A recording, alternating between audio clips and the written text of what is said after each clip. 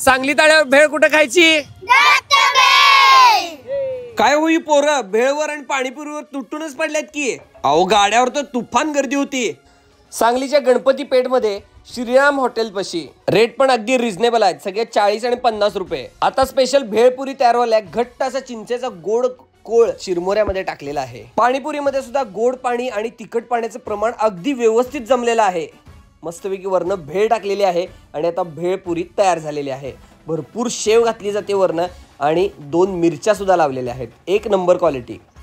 या ठिकाणची दहीपुरी सुद्धा एक नंबर लागते.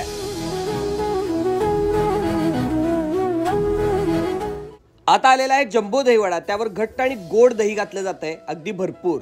त्यावर चिंचेचा कोळ सोडलेला आहे आणि आता धने जिरे पावडर, थोडंसं मीठ, चटणी पावडर आणि कोथिंबीर घातलेली आहे आणि मस्तपैकी वरनं शेवेचा पाऊस पाडलाय. थोडीशी बुंदी कुरकुरीत घातली आहे आणि तयार झालेला आहे दहीवडा. खूपच क्वालिटी एक नंबर आहे. नक्की एकदा या ठिकाणी टेस्ट करा.